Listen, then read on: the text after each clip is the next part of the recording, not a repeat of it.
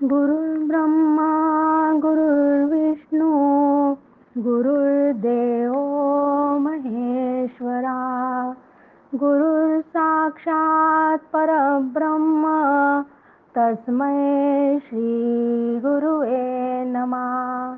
मला वाटते अंतरी त्वावसावे तुझ्या दास बोधासी त्वा बोध व्हावे। अपत्या परिपाववी प्रेम ग्रासा महाराजया सद्गुरु रामदासा। शुका सारिखे पूर्ण वैराग्य जाचे वशिष्ठा परिज्ञान योगेश्वराचे। कवी वाल्मिका सारिखा मान्य ऐसा नमस्कार माझा सद्गुरु रामदासा। जय जय रघुवीर समर्थ। आजच्या निरूपणाचा दशक तिसरा स्वगुण परीक्षा। समास पहिला जन्म दुःख निरूपण। समर्थांनी या दशकाला नाव स्वगुण परीक्षा दिले आहे। स्व म्हणजे स्वतः माणूस, जीव व त्याचे गुणदोष यांचा विचार करून जीवनाला योग्य दिशा दाखवण्यासाठी उत्तम मार्गदर्शन करणारा हा दशक आहे। स्वतःची परीक्षा करून आत्मसुधारणा करणे म्हणजे स्वगुण परीक्षा। या दशकाची सुरुवात माणसाला जन्माला आल्यामुळे जी जी दुःखे भोगावी लागतात त्याच्या भयानक वर्णनाने झाली आहे। ज्या समर्थांनी धन्य धन्य हा नरदेहो असे गौरवपूर्ण वर्णन केले व नरदेहाचे महत्त्व समजावून सांगितले होते, तेच समर्थ येथे त्या नरदेहाचे अत्यंत किळसवाणे भयानक वर्णन करताना दिसतात। यामध्ये मानवी जीवनाचे यथार्थ दर्शन होऊन पुन्हा जन्माला न येण्याचा निश्चय व्हावा हा हेतू आहे। हाच धागा धरून पुढील 4 समासातही एक कादंबरिका रेखाटली आहे। ही शोकांतिका वाचल्यानंतर ज्याच्या अंगावर काटा उभारणार नाही व जो ते ऐकून वाचून आपले जीवन दुरुस्त करण्यास उद्युक्त होणार नाही असा वाचक विराळाच। त्या पुढील 3 समासात त्रिविध ताप सांगितले आहे आणि त्यानंतरच्या 2 समासात मृत्यू निरूपण व वैराग्य या संबंधी प्रत्येकारी विवेचन केलेले आहे। हा दशक साधकाला अंतर्मुख करून आत्मसुधारणा करण्यास दालनच खुले करत आहे। या दशकातील पहिला समास म्हणजे जन्म दुःख निरूपण। या समासाची सुरुवात करताना समर्थ पहिल्याच ओवीत सांगत आहे, जन्म दुःखाचा अंकुर, जन्म शोकाचा सागर, जन्म भयाचा डोंगर, चळेना ऐसे श्रीराम। आपण नरदेहाचा विचार केला होता तेव्हा सांगितलं होतं की जेव्हा पाप आणि पुण्य समसमान होतात तेव्हा जीव जन्माला येतो। सुखदुःख भोगण्याची वेळ जेव्हा येऊन ठेपली की हा जीव जन्माला येतो।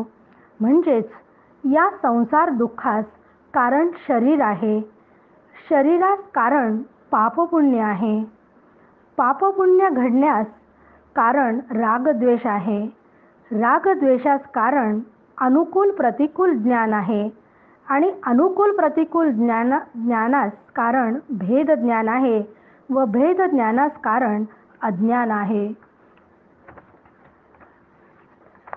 अज्ञान निवृत्ती झाल्याशिवाय देहाची जन्ममृत्यूची परंपरा चुकायची नाही। म्हणून 4थ्या ओवीमध्ये समर्थ आपल्याला सांगत आहेत, जन्म जीवासी बंधन, जन्म मृत्यासी कारण, जन्म हेची अकारण गथा गोवी श्रीराम।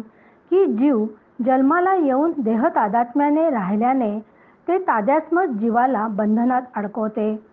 उपजे ते नाचे, नाचले ते पुनरपि दिसे या न्यायाने जन्मानंतर मृत्यू व मृत्यूनंतर पुन्हा जन्म या चक्रात जीव सापडतो। मात्र आत्मज्ञान झाले असता या चक्रातून सुटका होते। 5व्या ओवीत ते सांगत आहे, जन्म सुखाचा विसर, जन्म चिंतेचा आगर, जन्म वासना विस्तारला श्रीराम। गर्भ उपनिषदामध्ये सांगितले आहे की गर्भाशयात असताना जीवाला आत्मसुखाचं भान असते, पण तो जीव जन्माला येताच दुःखरूप जगाचे वारे त्याला लागल्याने तो दुःखी होतो. आयुष्यभर त्याला चिंता सोडत नाही. जन्म घ्यावा लागे वासनेच्या संगे, यानुसार जीवाला जन्म मिळतो. प्रबळ इच्छा, आकांक्षा सतत त्या जीवाला असतात. त्यामुळे ती इच्छा पूर्ण झाली नाही की त्या इच्छेचे रूपांतर वासनेत होते आणि वासनेमुळे पुन्हा जन्म असे अनिवार्य चक्र फिरतच राहते. अशा अनंत वासनांमुळे माणसाच्या जन्माची व्यवस्था होते. 8व्या ओवीत ते सांगतात की जन्म जीवाचे मीपण, जन्म अहंतेचे गुण, जन्म हेची विस्मरण, ईश्वराचे श्रीराम. की हा जीव गर्भाशयात असताना सोहम म्हणत असतो व जन्माला आल्यावर कोहम म्हणतो. जीवाला जन्म झाला की देह तादात्म्य, जगत सत्यत्व, कर्तृत्व, भोक्तृत्व इत्यादी भ्रामक कल्पना त्याला आठवतात. गेल्या जन्मात चुकीच्या कल्पना, भ्रमामुळे जो मीपणा आयुष्यभर सांभाळला तो चालू जन्मातही तसाच राहतो. त्याला मीला तसाच राहतो. त्या मीला अहंवृत्ती किंवा अहंकार असं म्हणतात. या अहंकारापायी त्याला ईश्वराचे विस्मरण होते. जन्माला आल्याबरोबर शब्द, स्पर्श या पंच विषयांचे आकर्षण निर्माण होऊन जीव सतत त्या विषयांच्या पूर्तीसाठी आयुष्यभर धावाधाव करत असतो. पण अचानक काळाचा घाव त्या जीवावर केव्हा पडतो हे समजतच नाही आणि क्षणार्धात तो नाहीसाही होतो. 11 ते 14व्या ओवीमध्ये समर्थांनी जन्माविषयी घृणा निर्माण होण्यासाठी माणसाचा जन्म कसा होतो हे सांगितले आहे. शरीर हे कुठून जन्माला येते याचा शोध घेतला तर लक्षात येते की स्त्रीच्या मासिक पाळीच्या रक्तात तो होतो. मासिक पाळीचा रक्तस्राव अत्यंत अशुद्ध समजला जातो आणि त्याच रक्ताचा देह हा पुतळा तयार होतो. मग असा हा अशुद्धमधून जो निर्माण झालेला देह आहे तो बाहेरून जरी किती खूप सुंदर दिसत असेल तरी तो आतमध्ये स्वच्छ नाहीच आहे. म्हणून 14 ते 50 या ओव्यांमध्ये समर्थ हे शरीर कसे अमंगल आहे याचे मर्मभेदक वर्णन करत आहेत. शरीर बाहेरून पाहिले तर अतिशय सुंदर दिसते. बांधेसूत, गोरे, कमनीय अशा वैभवाने नटलेले ते आपल्याला दिसते. पण आतमध्ये पाहिलं तर मूत्राशय आहे, सगळीकडे घाणच घाण आहे. जसं आपण एखाद्या डस्टबिन बाहेरून त्याचा सुंदर रंग असतो पण त्यामध्ये सगळा आतमध्ये कचरा असतो आणि त्याचं जर झाकण काढलं तर जशी आपल्याला घाण दिसते, अगदी शरीराच्या बाबतीतही तसंच आहे. कारण देहाच्या आतील घाण रोज बाहेर सुद्धा टाकावी लागते. घामासारखी दुर्गंधी या शरीराला येत असते. असा हा रक्ताचा अशुद्ध असलेलं हे शरीरामध्ये अनेक प्रकारच्या विकृती आणि दुःख देणारे रोगजंतू असतात. शरीर हे जणू त्याचे गोडाऊनच आहे असं म्हटलं तर हरकत नाही. कारण मूत्राशयातून दुर्गंधी येणारे मूत्र असते. आतील शरीरामध्ये, पोटामध्ये कधी जंत होतात, कधी किडे असतात, विष्ठेने भरलेली ही पोतडीच असतात. 22व्या ओवीमध्ये समर्थ आपल्याला सांगत आहेत, लाळ थुंका आणि मळ, पीत श्लेष्मा प्रबळ, तयास म्हणता मुखकमळ, चंद्रासारिखे श्रीराम. की ज्या शरीरामध्ये मुखकमलामध्ये लाळ आहे, कफाचा बेडका आहे, हिरड्यामध्ये घाण आहे, अशा या मुखातून बाहेर त्याला पडावे लागते. आणि त्यालाच कवी लोक किती वर्णन करतात हो त्या मुखाचं. ते असं सांगतात आहे की त्याला अनेक प्रकारच्या उपमा देतात. पण असे हे घाणेरडे तोंड प्रत्यक्षात भरलेली असल्यामुळे ते सांगतात आहे पुढच्या ओवीमध्ये, पोटी घालिता दिव्यान्न, काही विष्ठा काही वमन, भागीरथीचे घेता जीवन, त्याची होय लघुशंका श्रीराम. की जेवणात आपण अनेक प्रकारचे सुंदर सुंदर पदार्थ खात असतो पण त्याच्याही काही भागाची विष्ठाच होत असते. काही आजार होत असतात, उलटी सुद्धा होत असते. त्याचप्रमाणे 29व्या ओवीत ते सांगत आहे, ऐसिया कारागृही वस्ती, नवमास बहु विपत्ती, नवही द्वारे निरोधती, वायो कैसा तेथे श्रीराम. की अशा प्रकारे 9 महिने गर्भाशयामध्ये तुरुंगवासात त्याला ते सगळे कष्ट सोसावे लागतात आणि त्यानंतर तो त्यातनं बाहेर येत असतो. 34व्या ओवीत ते आपल्याला सांगत आहे, ऐसिया कारागृही प्राणी, पडिला अत्यंत दाटणी, कळवळून म्हणे चक्रपाणी, सोडू येथून आता श्रीराम. की गर्भाशयामध्ये अनेक यातना त्या देहाला, त्या जीवाला भोगाव्या लागत असतात. माहिती आहे की ज्या ज्या वेळेस जी गर्भधारणा झालेली जी स्त्री असते ती जेव्हा काही तिखट आंबट पदार्थ खात असते तेव्हा त्या शरीरावर त्वचा जर निर्माण व्हायचा जो पिरियड असतो तेव्हा त्या शरीराला अत्यंत दाह होत असतो. इतकं अनेक प्रकाराने त्यांनी त्याचं वर्णन केलेलं आहे. का असा कैदेत पडलेला जीव गुदमरून त्रस्त होऊन देवाला विनंती करतो की मला यातून तू आता सोडव. कळवळून त्याला प्रार्थना करतो, देव मला देवा सोडविसी येथून, तरी मी स्वहित करीन, गर्भवास हा चुकवीन, पुन्हा नये येथे श्रीराम. आणि तो देवाला विनंती करतो की मला जर तू ह्यातून सोडवलास तर माझे शाश्वत हित कशात आहे हे लक्षात घेऊन मी जन्ममरणाच्या फेऱ्यातून सुटून पुन्हा गर्भाशयात येणार नाही अशी प्रतिज्ञा करतो. पण अशी प्रतिज्ञा केल्यानंतर योग्य वेळ प्रसूतीची वेळ आली. अशी प्रतिज्ञा केल्यावर आणि हा गर्भामध्ये येत असताना सुद्धा काय वेदना होतात याचं वर्णन त्यांनी केलं आहे. की आता प्रसूतीची वेळ आली आहे तर त्या जिला बाळ होणार आहे किंवा जिच्या पोटी एखादा नवीन जीव जन्माला येणार आहे तिला अतिशय वेदना होत असतात. तिचा श्वास कोंडतो, कधी उश्वास कोंडून गर्भ गुदमरून वाट न सापडल्याने कासावीस व्हायला लागतो.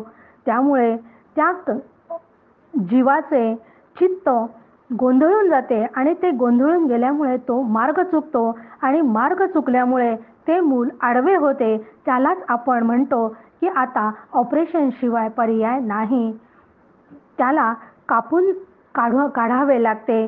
अशा या गर्भाचे कधी कधी तो प्राणही जातात.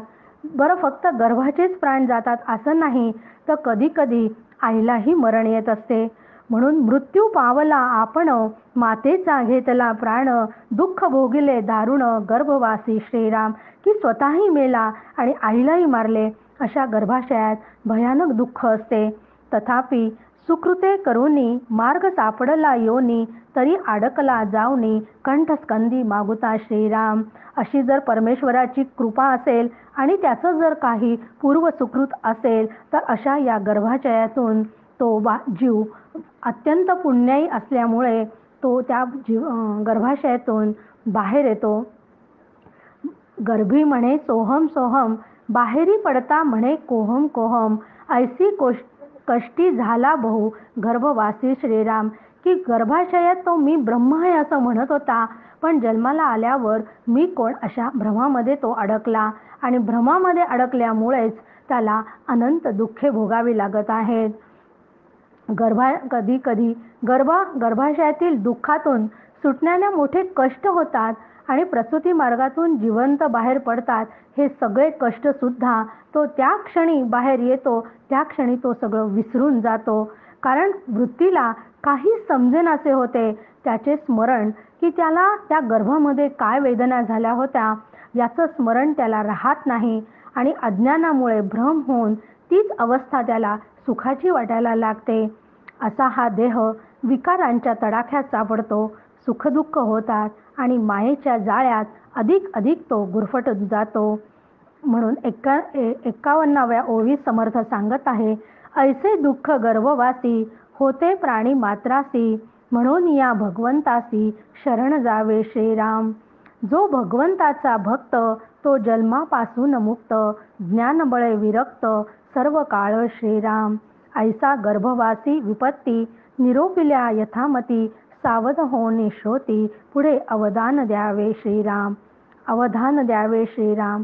की जन्ममरणातले हे दुःख लक्षात घेऊन माणसाने भगवंताला शरण जावे. जो भगवंताचा भक्त असतो तोच या जन्म मरणातून सुटतो, कारण त्याच्या म्हणजे ईश्वराच्या कृपेनेच तो आत्मज्ञानपूर्वक वैराग्य संपन्न होतो.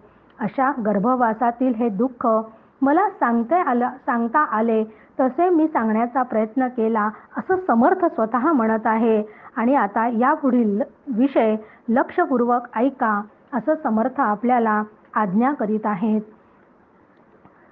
दशक दुसरा, स्वगुण परीक्षा. स्वगुण परीक्षेची या समासाची सुरुवात करत असतानाच पहिल्याच ओवीत समर्थ सांगत आहे, संसार हाची दुःख मूळ, लागती दुःखाचे इंगळ, मागा बोलिले तळमळ, गर्भवासाची श्रीराम.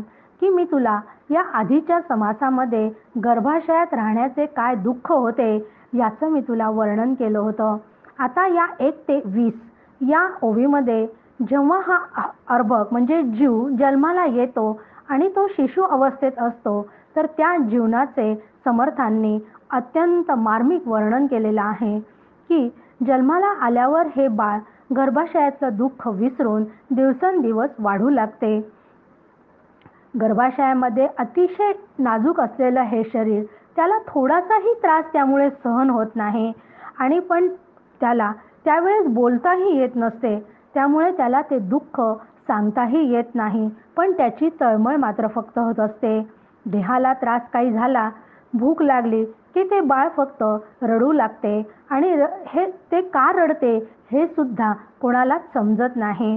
कारण आई वात्सल्याने त्याला कुरवाळते, पण त्या यातना त्याच्या दूर होत नाही, कारण त्याला आईला सुद्धा त्यावेळेस त्याचं मन जाणता येत नाही. ते पुन्हा हुंदके देऊन रडू लागते. आई त्याला कडेवर घेऊन शांत करण्याचा प्रयत्न करते.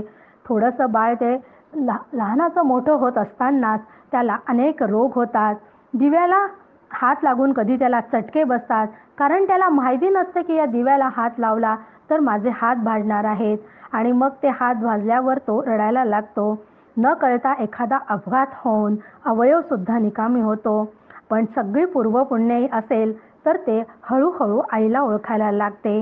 10व्या ओवीत ते सांगतात आहे, क्षणभर मातेस न देखे, तरी आक्रंदे रुंदन करी दुःखे, ते समयी माते सारिखे, आणिक काहीच नाही श्रीराम. कारण क्षणभरही जर आई त्याला दिसली नाही तर ते कावरीवारे होते. नजरेआड झालेली आई त्याला जर नजरेआड झाली तर ते रडायला लागते. त्यावेळी माता हेच त्याचं सर्वस्व असतं. म्हणजे प्रत्यक्ष ब्रह्मदेव सुद्धा समोर आला तरी त्याला ते सुद्धा नको असते. त्याला फक्त आपली माता म्हणजे आपली आईच हवी असते. त्याशिवाय त्याचं समाधान कोणीच करू शकत नाही. कुरूप अथवा कुलक्षण. 13वी ओवी. कुरूप अथवा कुलक्षण, सकळाहून करंटेपण, तरी नाही ती समान, भूमंडळी श्रीराम. सुख पावे मातेजवळी, दुरी करिताची तळमळी, अतिप्रीती तयेवेळी मातेवरी लागली श्रीराम. की ती आई कुरूप असो की कुलक्षणे असो की करंटी असो, कशीही ती आई असली तरी ती त्या मुलाला हवीच असते. आईने जर कधी त्याला रागाने दूरही ढकलले तरी सुद्धा तो पुन्हा जवळ येऊन ते बाळ आईला मिठीच मारत असते. कारण त्याचं सगळं सुख एका त्या आईमध्येच सामावलेलं असतं. ती जरा दूर झाली तर त्याची तळमळ सुरू होते. सर्व प्रेम त्याचे फक्त त्या आईसाठीच असते. पण अशा परिस्थितीमध्ये जर आई कधी अचानक मरण पावली तर मूल परके होते आणि त्याला अत्यंत वियोगाने ते झुरायला लागते. त्याची तब्येत खराब होते. तो अगदी दीन झाल्यासारखा व्हायला लागतो. 18व्या ओवीत ते सांगतात ते, माता म्हणून मुख पाहे, तव ते आपुली माता नव्हे, मग हिंवासले राहे दैन्यवाणे श्रीराम. ते अत्यंत छोटं बाळ असल्यामुळे कुठलीही स्त्री दिसली की त्याला आधी क्षणभर वाटते की आपली आई आहे. पण जेव्हा त्याला त्या स्त्रीकडे तो बघतो आणि त्याच्या लक्षात येते की ही आपली माता नाही, तेव्हा ते बाळ हिरमुसले होते. बाळपणी झाले उणे. 21व्या ओवीमध्ये ते सांगतात आहे, बाळपण झाले उणे, दिवसेंदिवस होय शहाणे, मग ते मायेचे अत्यंत पेरुणे, होते ते राहिले श्रीराम. की आता 21 ते 34 ओव्यांमध्ये बाल अवस्थेत होणाऱ्या अनेक व्याधी, अपघात, भूतबाधा व त्यावरील गावठी उपचार या संबंधिताची असहाय्यता दाखवलेली आहे. बालदशा संपून आता दिवसांदिवस तो ते बाळ हळूहळू वाढू लागलेले आहे. त्याची बुद्धीसुद्धा वाढू लागलेली आहे. त्याबरोबर आईवर संपूर्ण अवलंबून असलेले ते बाळ हळूहळू आईपासून दूर व्हायला लागलं. तो खेळांच्या नादामध्ये समवयस्क मुलांमध्ये तो रमू लागला. एखाद्या खेळात जिंकला तर त्याला आनंद होत असे, हरला तर त्याला दुःख व्हायला लागलं. आईवडील त्या मुलाला अत्यंत कष्टाने त्याला शिक्षण देतात, त्याला मोठे करतात. तो थोडासा मोठा झाल्यावर आपले मित्र आणि सवंगडी किंवा खेळ यांच्या नाद त्याचा सुटत नाही. मुलांबरोबर खेळताना त्याला आईवडिलांची आठवणही होत नाही आणि अचानक एखाद्या वेळेस काहीतरी अपघात होतो आणि त्या मुलाचा कधी दात पडतात, कधी डोळ्याला इजा होते, तर कधी पाय मोडतो आणि त्याची अवस्था वेड्यासारखी व्हायला लागते. त्या बालकाला देवी गोवरसारखे रोग व्हायला लागतात. कधी डोकेदुखी असते, तर कधी ताप असतो, पोटदुखी असते, असे बरेच आजार त्याला होत असतात. त्याला कधी भूताने बाधा केली असं म्हणतो, कधी मांत्रिक करणी केलेली आपण पाहतो. मंतरलेले लिंबू हे त्रास ओलांडल्याने त्याला काही त्रास झालो, अशाही काही कल्पना केल्या जातात आणि असतातही. 31व्या ओळीत ते सांगतात ते, एक म्हणती कर्मभोग, अंगी जडले नाना रोग, वैद्य पंचाक्षरी चांग, बोलावून आणले श्रीराम. की जन्मोजन्मी केलेल्या कर्मामुळे अनेक आजारांचे भोगावे लागतात. हे तत्वज्ञान त्याला कोणी सांगतं आणि तो एखाद्या वैद्याला आपल्या बाळाला त्या वैद्याकडे घेऊन जातो. 33व्या ओळीत ते सांगतात आहे, गर्भदुःख विसरला, तो त्रिविध तापे पोळला, प्राणी बहुत कष्टी झाला, संसार दुःखे श्रीराम. की गर्भवासाचे दुःख विसरून आध्यात्मिकवादी तापाचे दुःख त्याच्या वाट्याला यायला सुरुवात झालेली आहे. इतुकेच चुकोनी वाचला, तरी मार मारू शहाणा केला, लौकिकी नेटका झाला, नाव राखे ऐसा श्रीराम. की इतक्या या सगळ्या गोष्टींमधून की त्याला बालपणी म्हणजे थोडा मोठा झाल्यावरही काय काय आजार होतात हे सांगितल्यावर त्यातनं जर तो वाचला तर त्याला शिक्षण देऊन प्रसंगी काही राग होऊन त्याच्याकडनं कुळाचं नाव व्यवस्थित राखणारा असा पुरुष म्हणून तो या जगामध्ये वावरू लागतो. 35 ते 28 या ओव्यांमध्ये समर्थ आपल्याला आता अखेरपर्यंत तारुण्य ते वर्णन करून त्यांच्या पहिल्या विवाहाचं वर्णन करत आहे. पुढे मायबापी लोभास्तव संभ्रमे मांडीला विवाव, दाऊन या सकळ वैभव, नवरी पाहिली श्रीराम. की आईवडिलांना असं वाटते की आपल्या वंशाचा विस्तार झाला पाहिजे, म्हणून आईवडील आता त्याच्या लग्नाचा घाट घालतात. लग्नाचा घाट घातल्यानंतर त्याला सतत आपल्या सासूरवाडीचे ओढ वाटायला लागते. मनात सासूरवाडी घर करते, त्यामुळे तो आईवडिलांकडे संपूर्ण दुर्लक्ष करायला लागतो. त्यामुळे आईवडिलांचे हाल होतात. 39व्या ओवीत समर्थ खूप सावध करत आहे. नवरी आली या घरा, अति हव्यास वाटे वरा, म्हणे मज सारखी दुसरा, कोणीच नाही श्रीराम. की एकदा लग्न झाल्यानंतर ती नवरी मुलगी घरात आल्यावर नवरा मुलगा अतिशय उत्तेजित झालेला असतो आणि त्याला आता स्वर्गच जसं काही 2 बोटं राहिला आहे असं त्याला वाटायला लागतं. आता माझ्यासारखा जगात कोणीच नाही असे तो समजायला लागतो. माय बाप बंधू बहिणी नवरीन दिसता वाटे काणी, अत्यंत लोधला पापीनी, अविद्येने बुलविला श्रीराम. पत्नी दिसली नाही तर त्याला अजिबात करमत नाही. आई वडील भाऊ बहीण यांना तो तुच्छ त्याला वाटायला लागतात, कारण तो पत्नीमध्ये आसक्त झालेला असतो. 42वी ओवी आपल्याला सांगते, जरी न देखे क्षण एक डोळ्या, तरी जीव होय उताविळा, प्रीती मात्र अंतरकळा, घेऊन निघेली श्रीराम. की क्षणभरही त्याची पत्नी जर त्याला दिसली नाही तर त्याचा जीव उतावीळ होतो, त्याला झोप येत नाही आणि अशा याच्यात कधी कधी तो व्यवसायातही त्याचे लक्ष लागत नाही. अखंड तो अस्वस्थ असतो. उद्योगासाठी जर तो घराबाहेर पडला तरी त्याचं चित्त घरीच असते. त्याच्या मनात पत्नीची आठवण सतत जागृतच असते. त्याच्यानंतर 49व्या ओवीत ते सांगतात आहे की तरी भार्येची कैवारे माय बापासी नीच उत्तरे बोलोनिया तिरस्कारे वेगळा निघे श्रीराम. की त्याचं पत्नीवर इतकं प्रेम जळतं की तिला कोणी थोडं जरी टाकून बोललं तर त्याला ते सहन होत नाही आणि सहन न होण्यामुळे धुसफूस सुरू होते आणि त्यामध्येच तो आईवडिलांना शिवागीळ करायला लागतो.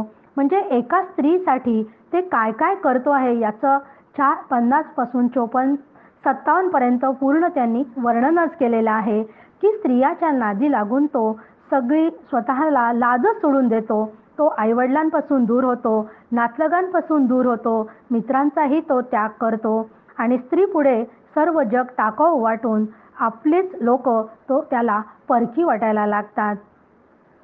ऐसे 58व्या ओवीमध्ये ते सांगतात ते ऐसी अंतर प्रीती जडली सर्वस्वाची सांडी केली तव ती मरोन गेली अकस्मात भार्या. की ज्या पत्नीसाठी आईवडिलांना सोडून दिलं, नातलग सोडून दिले, मित्र सोडून दिलं, सगळ्यांचा त्याग केला, ती पत्नी अचानक एक दिवस मरण पावले. ती मरण पावल्यामुळे याला अतिशय शोक झाला. 59 ते 65 ओवीमध्ये त्याचंच वर्णन समर्थ आता करत आहेत की पत्नी मेल्यानंतर केलेला शोक आणि त्या दुसऱ्या विवाहाचा वर्णन आता समर्थ करणार आहेत. जीवलगासी जीव तेने मनी शोक वाढला म्हणे थोर घात झाला आता कैसा बुडाला संसार माझा श्रीराम. की आता माझा मोठा घात होऊन माझा संसार बुडाला आहे. की माझे पत्नीसाठी मी जे गणगोत सगळ्यांचा त्याग केला होता तर आता मला माझ्यासाठी कोणीच राहिलं नाही. मृत झालेल्या पत्नीचे शरीर मांडीवर घेऊन छाती बडवून तो रडायला लागतो, तिचे गुणगान गायला लागतो आणि म्हणतो की म्हणे माझे बुडाले घर आता न करी हा संसार दुःखे आक्रंतला थोर घोर घोषे श्रीराम. की त्याला वाटते की आता माझ्या या संसारामध्ये पडण्यात काहीच अर्थ नाही. तेने जीव वारया वेघला सर्वस्वाचा उभग आला तेने दुःखी झाला जोगी का महात्मा श्रीराम. दुःखाने मन त्याचे सैरभैर झाले आणि तो विरक्त व्हायला लागला की आता मला काहीच नको असं त्याला वाटायला लागला. पण प्रत्यक्षात त्याने घराचा त्याग न करता तो दुसरं लग्न करतो आणि तो पुन्हा संसारातच पूर्वीप्रमाणे रमला आहे असं समर्थ आपल्याला 64व्या ओवीत सांगतात ते काते निघून जाणे चुकले पुन्हा मागुते लग्न केले तेने अत्यंतची मग्न झाले मन द्वितीय संबंधी श्रीराम. आता त्याचा प्रपंच पुन्हा सुरू झाला, तो आनंदाने भरला आणि आता पुढच्या समासामध्ये पुन्हा समर्थ आपल्याला सांगत आहे द्वितीय संबंध झाला दुःख मागील विसरला सुख मानून राहिला संसाराचे श्रीराम. की पहिल्या विवाहानंतर ज्याला जे त्याचं दुःख झालं होतं की त्याच्या पत्नी मरून गेली आणि सगळ्या लोकांचा त्यांनी त्याग केला होता, हे दुसरं लग्न केल्यानंतर ते सगळं दुःख तो पुन्हा विसरला आणि दुसरं लग्न केल्यावर त्यात तो पुन्हा रममाण झाला. म्हणून 1 ते 13 ओव्यांमध्ये आता पुरेशी मिळकत नसतानाही दुसऱ्या लग्नाची जबाबदारी घेतल्यामुळे झालेल्या फजितीचे वर्णन समर्थांनी केलेले आहे. की आता दुसरा विवाह तर त्यांनी केला, पण विवाह केल्यावर पोटभर अन्नही खाणे सोडले त्यांनी. कारण जर मी पोटभर अन्न केले तर मला सामान जास्ती लागेल असा कंजूसपणा तो करायला लागला. कारण त्याला पैसे वाचवणे गरजेचं वाटायला लागलं. कारण वाटेल ते झाले तरी खर्च न करता पैशाला पैसा जोडून तो साठवायला लागला. त्यासाठी तो कुठलेही धर्मकृत्य करण्यास तो तयार नव्हता. त्यासाठी तो साधू संतांची निंदा करायला गेला. आल्या गेल्याचे स्वागत नाही, तीर्थव्रत नाही करायचं, कुठलंही व्रत करायचं नाही, कुळधर्म कुळाचार करायचे नाही आणि स्वतःही पुण्य काही करत नाही आणि दुसऱ्यांनी केलेलेही त्याला आवडत नाही. म्हणून तो करणाऱ्यांची सुद्धा टिंगल करायला लागतो. दुसऱ्याच्या सामर्थ्याने त्याला त्रास व्हायला लागतो आणि तो पैसा वाचवायचा आहे म्हणून नीती धर्माचा त्याग करतो आणि अनितीने वागायला लागतो. पितरांची श्राद्ध कर्मसुद्धा तो बंद करतो. कुळधर्माकडे तो ढुंकूनही पाहत नाही मग हरिकथा करण्याचा तर प्रश्नच उद्भवत नाही. 11व्या ओवीत ते सांगतात आहे, कदा नावडे हरिकथा देव न लगे सर्वथा, स्नान संध्या म्हणे वृथा कासया करावी श्रीराम. की स्नान संध्या देवा हरिकथा याची काय गरज आहे असं त्याला वाटायला लागतं. 13 ते 30 ओव्यांमध्ये ते समर्थ आपल्याला दुसरी पत्नी केल्यानंतर ती वयाने त्याच्यापेक्षा लहान असल्यामुळे कामपूर्ती न होऊन तो व्याभिचारी बनला, त्यासाठी त्याला शिक्षाही झाली आहे याचं वर्णन करत आहेत. 1 ते 30 ओवीमध्ये त्यांनी जेव्हा लग्न केलं तेव्हा ती पत्नी त्याच्यापेक्षा वयांनी लहान होती. त्यामुळे संभोग सक्तीने त्याला मर्यादा त्यांनी सोडल्या आणि तो व्याभिचारी बनला. त्यासाठी त्याला शिक्षा देखील झाली. 16व्या ओवीत त्यांनी म्हटलंय, परस्त्री देखोनी दृष्टी अभिलाष उठे पोटी, अकर्तव्य हिंपुटी पुन्हा होये श्रीराम. की कोणाची पत्नी दिसली तरी त्याचं मन त्यावर बसायला लागलं आणि त्यामुळे पण ते कधी शक्य नसल्यामुळे खिन्नता पण येऊ लागली. पाप केल्याने योग्य अयोग्याचा विचार सोडल्याने अनेक आजार त्याला जडले, व्याधीने सर्वांग भरले, क्षयरोग झाला, त्या अंगावर काही प्रकारचे डाग पडले, नाक चपट झालं, देखणेपणा त्याचा म्हणजे देखणेपणा राहिलाच नाही आणि तो विद्रूप दिसायला लागला. त्या अनेक रोग झाल्यामुळे देहाची शक्ती कमी झाली, रोगप्रतिकार शक्ती संपली, तारुण्य नष्ट होऊन तो हडकुळा झाला. म्हणून तो 24व्या ओवीत देवाला विनंती करतो की आता मरण देगा देवा, बहुत कष्ट झाले जीवा, झाला नाही नेनो ठेवा पातकाचा श्रीराम. की देवा आता मला तू मरण दे, मला आता हे कष्ट सहन होत नाही, अजून माझे पाप संपले नाहीत का असे तो देवाला विचारू लागला, देवाची करुणा भागू लागला. डोळ्यामधून त्याच्या घळाघळा अश्रू वाहू लागले, शरीराकडे पाहून त्याला खंत वाटू लागली आणि तो तळमळू लागला. त्याला अनेक यातना होत असल्यामुळे त्यातच भर पडली की घरावर घरामध्ये चोर घुसले, म्हणजे दरोडा पडला आणि त्याची सगळी संपत्ती होती नव्हती सुद्धा ती लुटून नेली. झाले 27व्या ओळीत ते सांगतात आहे, झाले आरत्र न परत्र, प्रारब्ध ठाकिले विचित्र, आपला आपण मळमूत्र, सेविला दुःखे श्रीराम. ना धड ना संसार, ना धड ना परमार्थ अशी त्याची स्थिती झाली. दुःख भोगून पापे संपली. हळूहळू बरा रोग व्हायला औषधं घेतल्यानंतर वैद्यांनी बरोबर औषधं दिली आणि हळूहळू त्याचे रोग बरे व्हायला लागले. तो आता उपचारांनी बरा झाला. जणू काही त्याचा आता त्या आजारातून पुनर्जन्मच झाला. पत्नीला त्याने घरी आणले, कारण आता ती वयात आली होती. प्रपंचाची सामुग्री पुन्हा त्याने गोळा केली आणि अत्यंत स्वार्थी जीवनाला पुन्हा त्याच्या सुरुवात झाली. त्याने काही संपत्ती मिळवली, ती साठवली आणि परंतु आता मूलबाळ नसल्यामुळे तो अत्यंत पुन्हा कष्टी झाला. मुलगा नसल्याने दुःख तर झालेच, म्हणून त्याला लोक वांझोटे पण म्हणायला लागले आणि मुलगा किंवा मुलगी काहीही झालं तरी चालेल, पण देवा मला काहीतरी मूलबाळ होऊ दे, यासाठी तो अनेक प्रकारचे नवस करायला लागला, तीर्थयात्रा करायला लागला, उपास करायला लागला आणि अचानक कुलदेवता प्रसन्न झाली आणि त्याला मुलगा झाला. 35व्या ओवीत ते सांगतात आहे, त्या लेकुरावरी अतिप्रीती, दोघेही क्षण एक न विषंबती, काही झाल्या आक्रंदती, दीर्घ स्वरे श्रीराम. त्या मुलावर पतिपत्नी जीवापाड प्रेम करायला लागले, म्हणजे त्याला डोळ्यासमोरून अजिबात हालू देत नाही. त्याला साधी शिंकही आली तरी पण त्यांना रडायला येते, इतकी प्रीती त्या मुलावर त्यांची निर्माण झाली. मुलाच्या काळजीने अनेक प्रकारचे उपास तापास ते करायला लागले, कारण त्या दोघांच्या व त्याच्या स्वतःच्या पूर्व पापामुळे तो मुलगा सुद्धा अकस्मात मृत्यू पावला आणि तो मुलगा मृत्यू पावल्यामुळे त्यांना अत्यंत दुःख झाले. देवाला आम्हाला निपुत्रिक का ठेवले असा शोक ते करू लागले. आता संपत्तीचा काय उपयोग आहे, कारण आता मुलगा गेला म्हटल्यावर संपत्तीला वारसच उरला नाही. मग हे सर्व जाऊ दे, पण मला पुन्हा मूल होऊ दे, म्हणून तो प्रयत्न करायला लागला.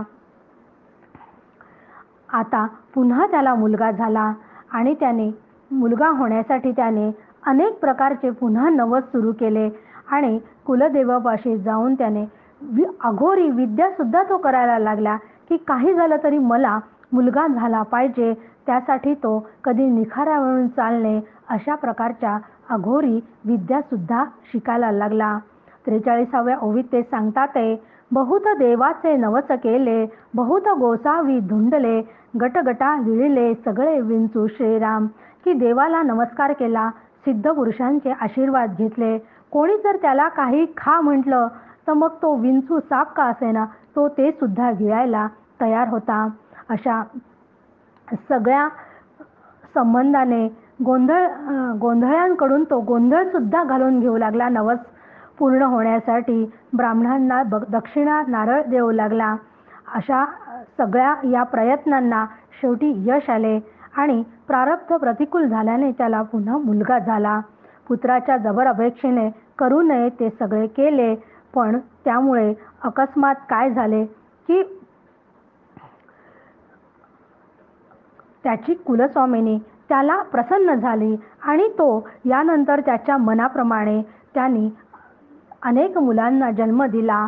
म्हणून पुढच्या समासामध्ये समर्थ पहिल्याच ओवीत सांगत आहे, लेकुरे उदंड झाली, तो लक्ष्मी निघून गेली, बापुडी भिकेसी लागली, काही खाया मिळेना श्रीराम. की त्याला एकामागून एक अशी कित्येक मुले झाले, पण आता काय झालं की त्यांना पोचता पोचता असलेली संपत्ती पुन्हा संपायला आली, खायला मिळेनाशी झाली, भीक मागण्याची पाळी आली. म्हणून 1 ते 29 या ओव्यांमध्ये समर्थ आपल्याला अनेक मुलं झाल्यामुळे काय त्याच्यावर परिस्थिती आली याचं वर्णन करत आहेत. कारण काही मुले आता ती मुलं हळूहळू मोठी व्हायला लागली, त्यामुळे दिवसेंदिवस मुलांचा खर्च वाढत चालला, त्या मानाने मिळकत कमी होत चालली होती. त्याला अतिशय दारिद्र्य आले आणि घरातला व्याप वाढतच चालला होता. खाणारी तोंडे अनेक होती आणि कमवणारा एकच जण. त्यामुळे एका प्रपंचाविषयी त्याला उद्वेग निर्माण झाला, उबग निर्माण झाली आणि अशातच मुले मोठे झाली आणि मुलांच्या लग्नाचं वय आलं. आता मुलांची लग्न करायची जवळ पैसा नाही. आता मुलांच्या लग्नासाठी तो आधी अविवाहित मुलांसाठी मुली बघायला लागला, बोलणी करायला लागला आणि लग्नापुरते मुलामुलींची लग्न करायची म्हणून लग्नासाठी त्यांनी कर्ज घेतले. 10व्या ओवीत ते सांगतात, मागे ऋण ज्याचे घेतले त्याचे परतोन नाही दिले, ऐसे आभाळ कोसळे उद्वेगाचे श्रीराम. की आता आधीच मुलांच्या विवाहासाठी शिक्षणासाठी घेतलेलं कर्जच त्याच्याने फिटलं नव्हतं. आता विवाहासाठी त्यांनी पुन्हा कर्ज घेतलं आणि त्यामुळे त्याच्या मनाला अत्यंत वेदना होऊ लागल्या. कारण त्याची कर्जाची परतफेड कशी करावी हे त्याला सुचेना. 12व्या ओळीत म्हणतात आहे, पती अवघीची मोडली, वस्तभाव गहाण पडली, आहा देवा वेळ आली आता दिवाळ्याची श्रीराम. की आता बाजारातली पत संपत आली. कारण संपत्ती आणि पैसा नसेल तर समाजामध्ये पतच नसते. तशीच त्याची सुद्धा अवस्था झाली. लहान मोठ्या वस्तू, घरात जे काही सोनं नाणं असेल ते सगळं त्यांनी गहाण टाकलं आणि आता दिवाळे निघाले. ठेवलेल्या वस्तू, जनावरे विकून तो पैसा कमवायला लागला.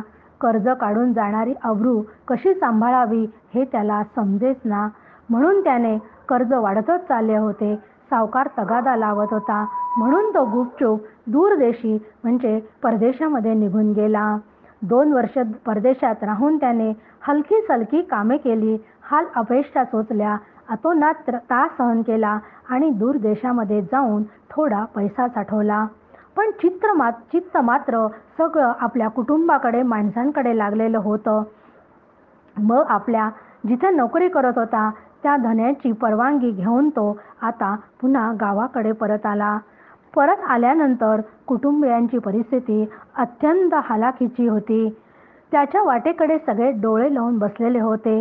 आता आम्ही काय खावे, किती उपवासी मरावे, ऐसियाचे संगतीचे देवे, का पा घातले आम्हासी, असं ते म्हणायला लागले. 19वी ओवी, की या स्थितीत आता आम्ही काय खावं, उपाशीपोटी किती दिवस काढावं, अशा माणसांच्या घरात तू आम्हाला काय म्हणून दिलं, अशी ते तक्रार करायला लागले. ऐसे आपुले सुख पाहती, परी त्याचे दुःख नेनती, आणि शक्ती गेली अति, कोणीच कामा न येती. आता खरंच आहे की अशी सर्वजण स्वतःच्या सुखाचाच विचार करत असतात, पण तो कशाही स्थितीत असेल याचा विचार मात्र कोणीच करत नाही. म्हणजे तो पैसे कमवण्यासाठी गेला तर तो कोणत्या परिस्थितीत असेल, त्याला काही खायला मिळत असेल का, हा विचार कोणीच नाही करत. पण त्याची मुलं आणि त्याची पत्नी फक्त स्वतःच्या सुखाचा विचार करत असतात. आणि ही सत्य परिस्थिती आहे की व्यवहारामध्ये आपण असंच उदाहरण नेहमी बघत असतो. अशा मनस्थितीत त्याची सगळी वाट पाहत असताना अचानक तो घरी आला. नवऱ्याला बघून पत्नीला आनंद झाला. आता आमचे दिनवाने दिवस संपले असं तिच्या मनाला वाटायला लागलं. मुलांनाही अत्यंत आनंद झाला. सगळीकडे आनंद आनंद झाला. वडिलांनी मुलांसाठी आणलेले कपडा लत्ता खाऊ सगळं ज्याचं त्याला दिलं. सगळेजण खूप आनंदात होते. 4 दिवस आनंद टिकला आणि हळूहळू पुन्हा तक्रारींना सुरुवात झाली. आणलेली सामुग्री व पैसे पुन्हा संपले. पुन्हा हाल सुरू झाले. आणि एवढे सगळे हाल होत असताना आणलेले सर्व येथेच ठेवावे आणि आपण पुन्हा दूर देशात म्हणजे दुसऱ्या गावात म्हणजे मोठ्या शहरांमध्ये जावं आणि द्रव्य कमवावं, अशी घरची मंडळी त्याच्याकडनं अपेक्षा करायला लागली आणि त्यांना म्हणू लागली की आता तुम्ही पुन्हा जा. 26वी ओवी आपल्याला सांगते आहे, ऐसी वासना सकळांची, अवघी सोयरी सुखाची, स्त्री अत्यंत प्रीतीची, तेही सुखाच लागली श्रीराम. की सगळ्यांनाच असं वाटायला लागले, कारण सगळेच जण फक्त सुखाचे सोबती असतात.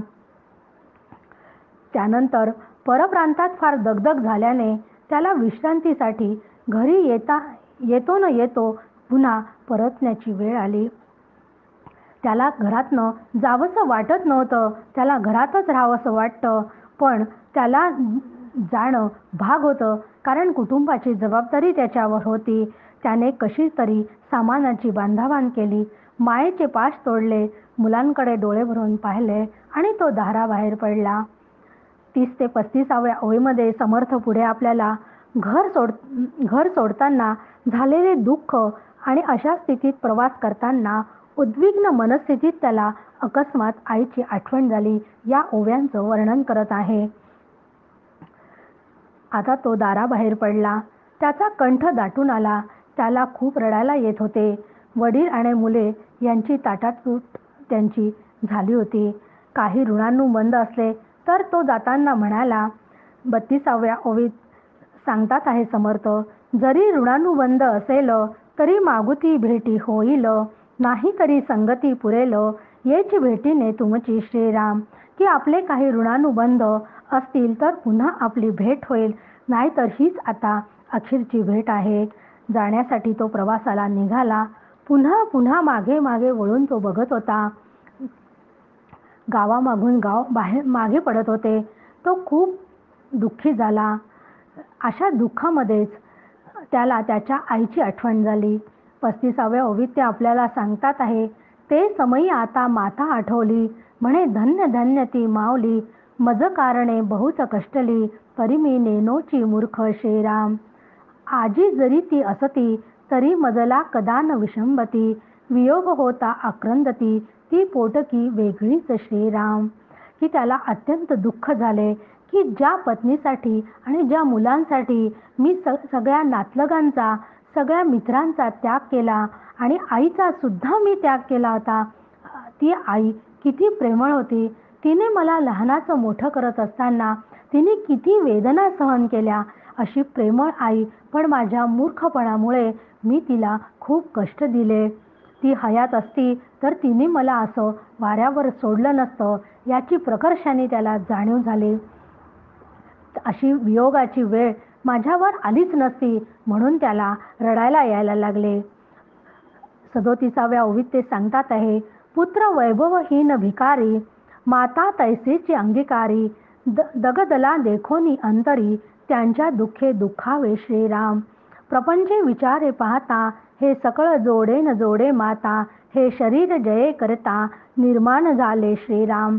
की मुलगा वैभवशून्य दरिद्री असला तरी आई ती त्याला आपला म्हणत असते, त्यामुळे त्याला त्याचं जास्त दुःख झालं.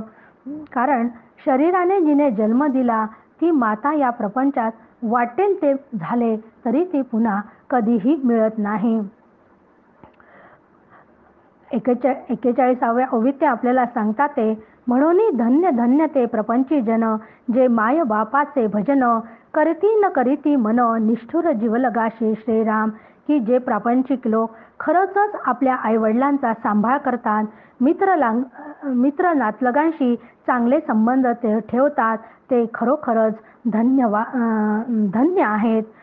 44व्या ओवीत ते म्हणतात आहे, हे सखी वाटती परी पिसुणे, मिळाली वैभवा कारणे, रीते जाता लाजिरवाणे, अत्यंत वाटे श्रीराम. की पत्नी व मुले जिवलग वाटतात खरी, पण तीच खरं परकी असतात. कारण वैभव हवे असते सगळ्यांना, ते फक्त गरजेपुरते सगळे आपलं आपलं म्हणत असतात, म्हणून त्याला त्याची लाज वाटू लागली. 47व्या ओवीमध्ये ते आपल्याला सांगतात, ऐसा हा देह आपुला, असताच पराधीन केला, ईश्वरी कानकोंडा झाला, कुटुंब काबाडे श्रीराम. की वस्तुतः आपल्या देहावर आपली मालकी असताना तो जणू काही कुटुंबियांचा गुलाम बनला होता. त्यासाठी त्याने अनेक काबाड कष्ट केले. त्या काबाड कष्ट करण्यामध्ये तो ईश्वराला विसरला, त्याने ईश्वराचं कधीच स्मरण केलं नाही. 52व्या ओवीत ते आपल्याला सांगतात ते, आरुण्य रुदन करिता, कोणी नाही बुजविता, मग होय विचारिता, आपुला मनी श्रीराम. की तो दुःखाने व्याकुळ झाला आणि तो म्हणायला लागला की दुःखाने व्याकुळ झाला आणि अरण्यात त्याला एकांतात रडण्यासारखे होते, म्हणून त्याला लक्षात आलं की आपलं इथं स्वतःचं कोणीच नाही आहे. तो स्वतःशी विचार करू लागला आणि ऐसे दुःखे दगदला, मग विदेशाप्रती गेला, पुढे प्रसंग वर्तला, तो सावध ऐका श्रीराम. की होरपळून तो दूर देशी गेला. दूर पोहोचल्यावर त्याने झटून कामाला सुरुवात केली. पुढच्या समासात ते आपल्याला 1 ते 12 ओव्यांमध्ये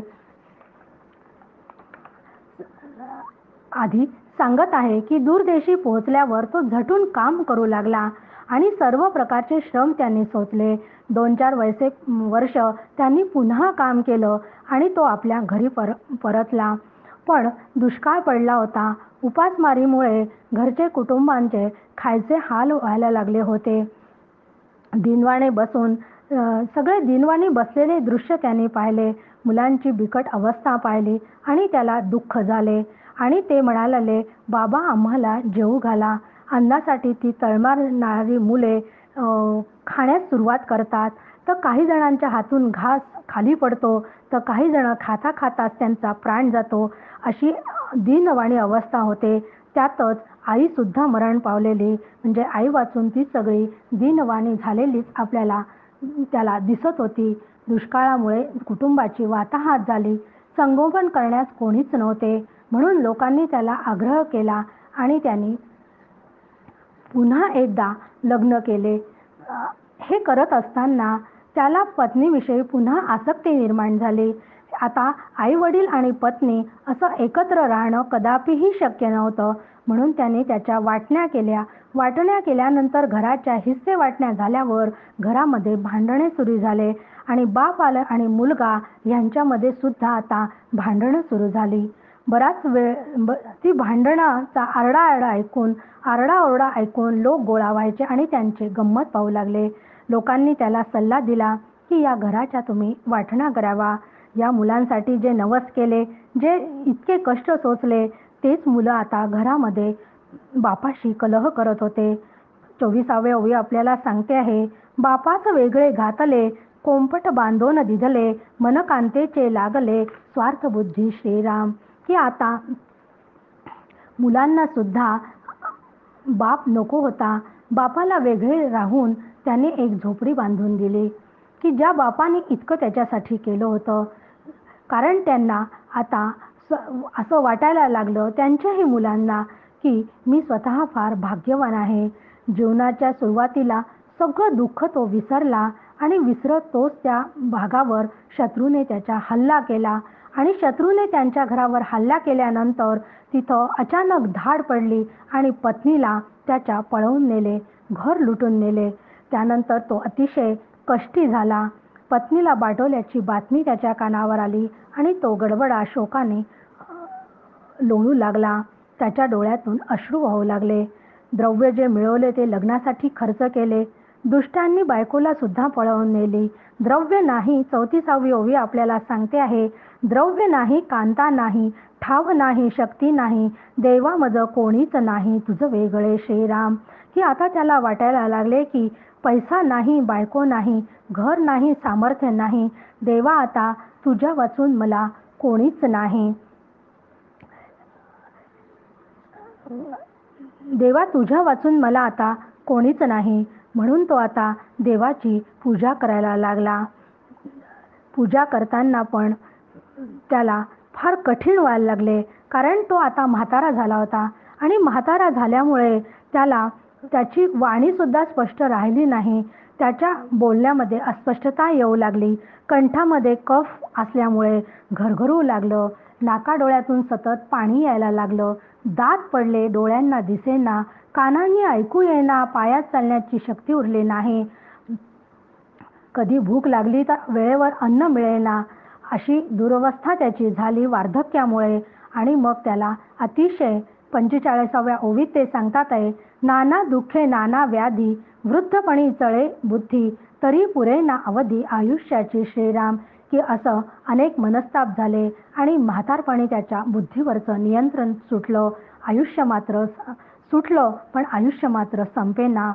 भुवळे केस पांढरे झाले, त्वचा लोंबू लागली, पण मला अजून का मरत नाही असं त्याला वाटू लागलं.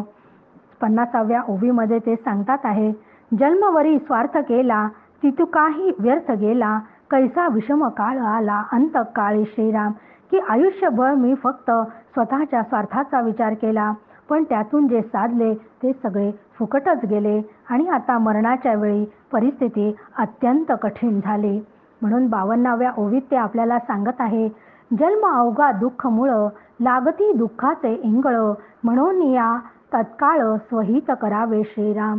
की सर्व दुःखांचा उगम जन्मताच आहे, म्हणून मला दुःख होत आहे.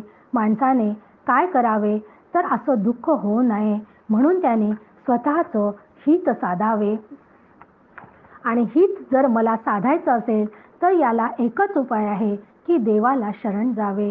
प्रत्येकाला थोड्याफार फरकाने असं जीवन जगावंच लागत असते. समर्थांनी वर्णन केलेली ही संकटे केवळ एकाच कुटुंबात येतात असं नाही. एकंदरीत संसार कसा दुःखमय आहे हे दाखविण्यासाठी एका कुटुंबात सर्व प्रसंगाचे वर्णन समर्थांनी केले.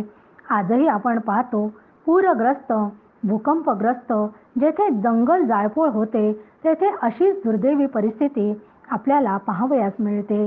काश्मीरमधील निर्वासित हिंदूंना पण किती संकटांचा सामना करावा लागला होता, पण आता मोदी सरकार त्यावर प्रभावीपणे काम करताना दिसत आहेत.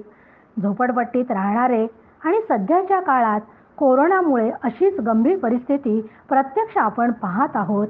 माणूस माणसाच्या जवळ देखील जाऊ शकत नाही, की त्याला जेवायलाही द्यायचे तर त्याला ते दुरूनच द्यावे लागते. आजारी असणाऱ्या त्या माणसाच्या पाठीवरून प्रेमाने हात देखील फिरवता येत नाही.